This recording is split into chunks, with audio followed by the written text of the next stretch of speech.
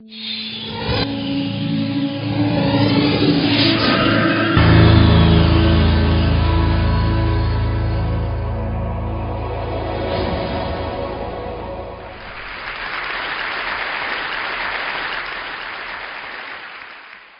got up this morning at 6:10 a.m. after going to sleep at 12:45 a.m. I was awakened once during the night. My heart rate was 61 beats per minute. My blood pressure 127/74. I had 0 minutes of exercise yesterday, so my maximum heart rate during exercise wasn't calculated. I had about 600 milligrams of caffeine, 0 of alcohol, and my score on the Narcissism Personality Index, or the NPI-16, is a reassuring 0.31. We know that numbers are useful for us when we advertise, manage, govern, search. I'm going to talk about how they're useful when we reflect, learn, remember, and want to improve. A few years ago, Kevin Kelly, my partner, and I noticed that people were subjecting themselves to regimes of quantitative measurement and self-tracking that went far beyond the ordinary familiar habits, such as stepping on a scale every day. People were tracking their food via Twitter, their kids' diapers on their iPhone. They were making detailed journals of their spending, their mood, their symptoms, their treatments.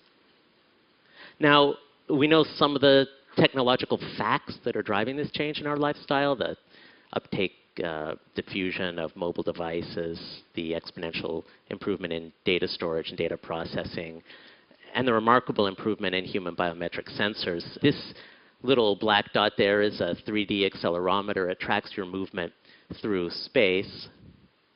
It's, as you can see, very small and also very cheap. They're now down to well under $1 a piece, and they're going into all kinds of devices. But what's interesting is the incredible detailed information that you can get from just one sensor like this. This kind of sensor is in the hit biometric device among early adopters at the moment, the Fitbit. This tracks your activity and also your sleep. Has just that sensor in it. You're probably familiar with the Nike Plus system. I just put it up because that little blue dot is the sensor. It's really just a pressure sensor like the kind that's in a doorbell. And Nike knows how to get your pace and distance from just that sensor.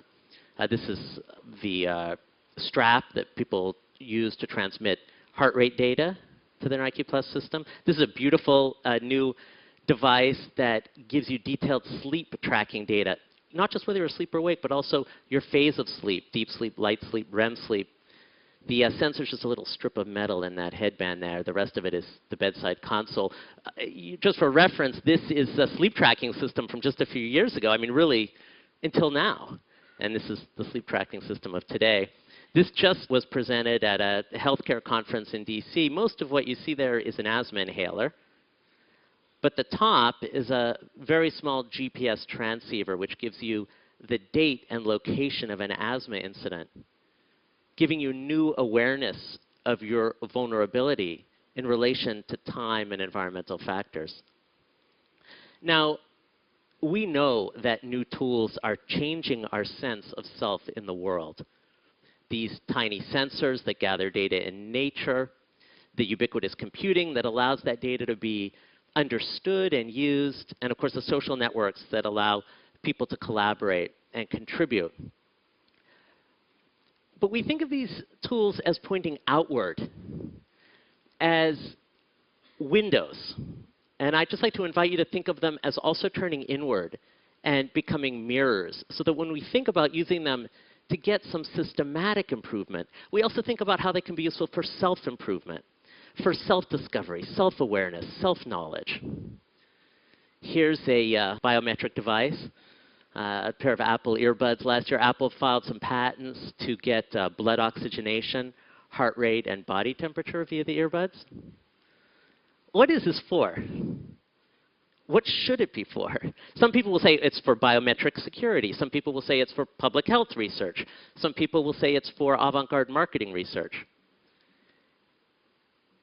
I'd like to tell you that it's also for self-knowledge.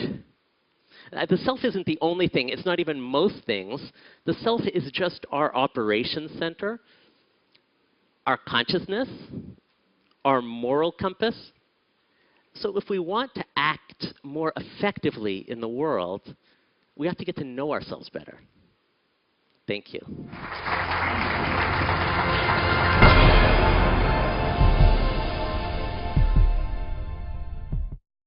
Investment in broadband high-speed internet can help small businesses create new American jobs. Small businesses are being formed, dreams are being launched. And at AT&T, we're investing billions to upgrade and build out our wired and wireless networks.